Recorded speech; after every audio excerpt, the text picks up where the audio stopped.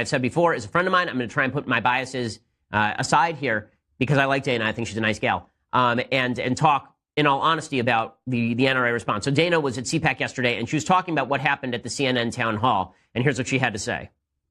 You heard that town hall last night. They cheered the confiscation of firearms, and it was over 5,000 people. I had to have a security detail to get out. I wouldn't have been able to exit that if I did not have a private security detail. There were people rushing the stage and screaming, "Burn her." And I came there to talk solutions, and I still am going to continue that conversation on solutions, as the NRA has been doing for before I was alive. Okay, so that story is confirmed by the fact that you can actually hear in the audio, we played it yesterday, people shouting out at her that she's a murderer while she's on stage. And Jake Tapper, nobody at CNN, stops it and says, guys, calm down, we're trying to have a discussion here. Instead, it just continues, and Jake has said online, well, I didn't want to tell people what they could feel.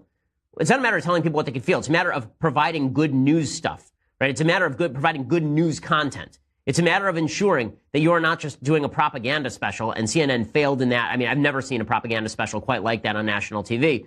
Now, Dana, in response to this, said something that I think is not true and I don't think is useful or good. She said that many people in the media love mass shootings. Now, maybe what she meant by this is that there are people in the ratings bureau who look at the ratings and they say, look at our ratings today. They're really great. But if what she meant by this is that people in the media are fine with mass shootings or want to or are happy about mass shootings, then that, of course, is not true. She should have been a lot more specific in her language here. She said at CPAC yesterday, a lot of folks in the media love mass shootings. Now, I will say again, I think there are people in the media who use mass shootings as a lever for their favorite politics. But I don't think anybody in the mass media is sitting around going, God, I hope 15 kids die today at a school. I think that's a slander on members of the media. And I say that because I think the media have been slandering me. I think the media have been slandering Dana. I think the media have been slandering everybody on the right by suggesting that we have bad motivations, that we don't care when kids get shot. So I think it's silly for us to suggest people on the left don't care when kids get shot. We cannot have a good conversation, a useful conversation in this country if we keep saying the other side doesn't care when kids get shot. If you really believe that your political opponents are such evil human beings that they don't care when kids die, we can't have a conversation at all. It's the end of our country.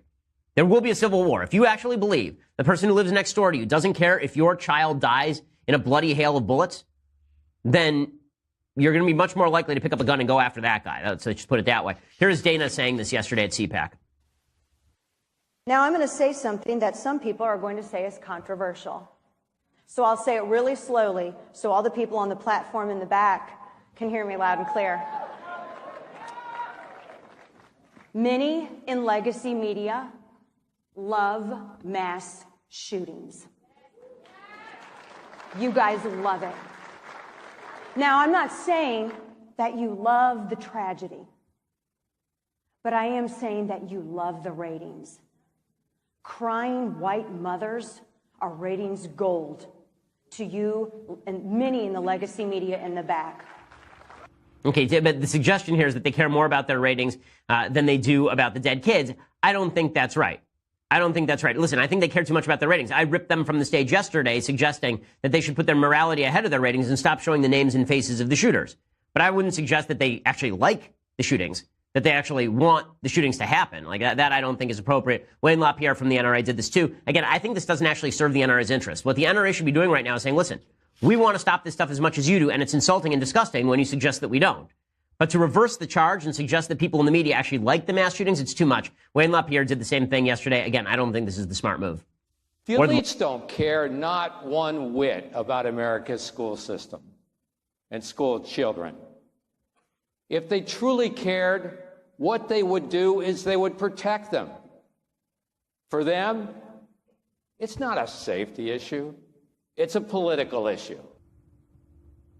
Okay, so again, this is a mistake. It's a tactical mistake. It's a moral mistake. And you're getting it from the other side. So now you have both sides screaming at each other that they're the worst people on earth. Keith Ellison, of course, comes out and he says that Wayne LaPierre has blood on his hands. This is the shtick that the entire Democratic Party has fallen into.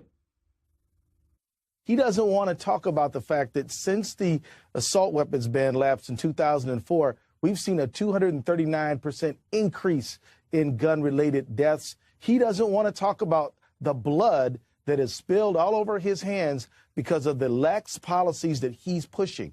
He wants to make people afraid, and he wants to tell people lies and distortions rather than deal with the fact that he is essentially trafficking in fear in order to line the pockets of his clients in the gun manufacturing This stuff is industry. just gross. It's just gross, and it's not worthwhile. It doesn't do credit to the NRA. It doesn't do credit to the NRA's opponents. It doesn't do credit to any of that. Now, Allison Camerata had on Dana Loesch today, and I want to show you two clips of that, because one of them, I think, demonstrates the lack of credibility on the part of the media, and the other demonstrates why it's a mistake to castigate the media and say they don't care about mass shootings, which, of course, is not true. Here's the first one, Allison Camerata saying, listen, when you say that we like mass shootings, that's just nonsense. And here, I have to agree with Allison Camerata. You Allison, think we because love there are many, not mass all. shootings? Well, I said many. I said many, not all. But I do think that the way that loves the mass network, shootings? and I do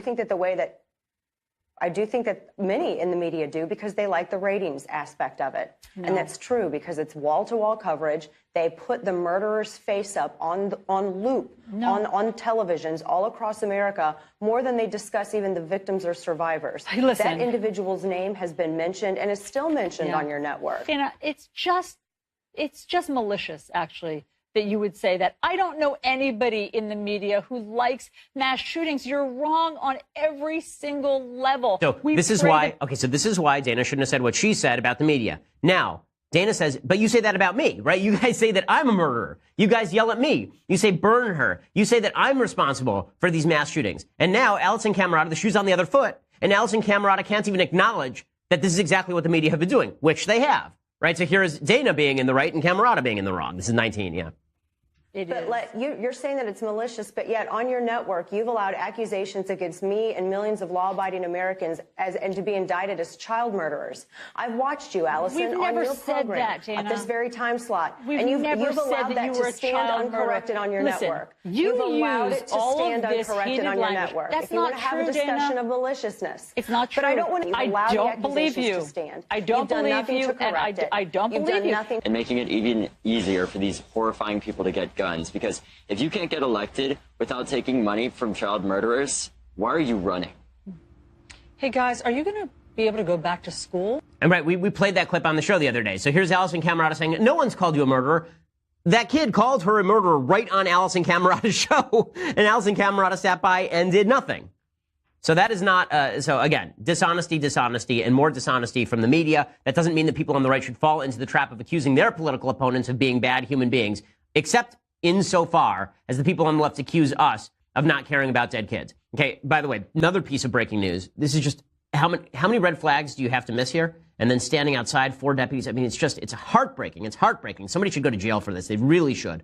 This is a call, according to the New York Times, a transcript excerpt from Adam Goldman of the New York Times of an FBI tipster warning the Parkland shooter in January. Quote, okay, I just figured I was talking to the operator and she transferred me. I'm like, I said to her, I don't know how to go about this, but on the Instagram account I wouldn't say he's crazy by blood, but I would consider him bleep. He's only 18. He's got the mental capacity of a 12 to 14-year-old. His mother just passed away on the 1st of November. He's got Instagram accounts. He started off saying he wanted to kill himself. So what I did was I called the Parkland, which is where he lived, Parkland Police Department. I spoke to an officer. I didn't hear anything. I left a message. I gave him all the information I had. And then just recently, now he has switched it. He wants to kill people. And then he put that on his Instagram. And about 2 days later, he took it off. If you go onto his Instagram pages, you'll see all the guns. He's very into ISIS. I'm afraid this is something that's going to happen because he doesn't have mental capacity. He can't. He's so outraged if someone talks to him about certain things. And he had pulled a rifle on his mother before. She'd passed away because she wanted to get money. And another problem is that he's 18 and his mother's life insurance policy is coming in. He's going to receive 25 grand from that, and then 21, 24, up to 30 he's receiving 25 grand every year after that. He went out, he took money out of his mother's account. I don't know how he got the debit card, but he did. He took the money and then the Social Security money out, and he bought all these rifles and ammo. He posted pictures of them on the Instagram. This is a transcript of a call to the FBI. Transcript of a call to the FBI. He never graduated high school. He's thrown out of all these schools because he would pick up a chair and just throw it at somebody, a teacher or a student, because he didn't like the way they were talking to him. I just think about, getting into a school and just shooting the place up. Direct transcript to the FBI. Nobody did a damn thing. And you're going to tell me I'm supposed to give up my gun to these clowns? To these jokers? I'm supposed to give up my ability to defend myself to these morons? You've got to be freaking kidding me. Never going to happen. Not going to happen. All right, well, when we come back, I have a couple more things to say on this. We'll do some things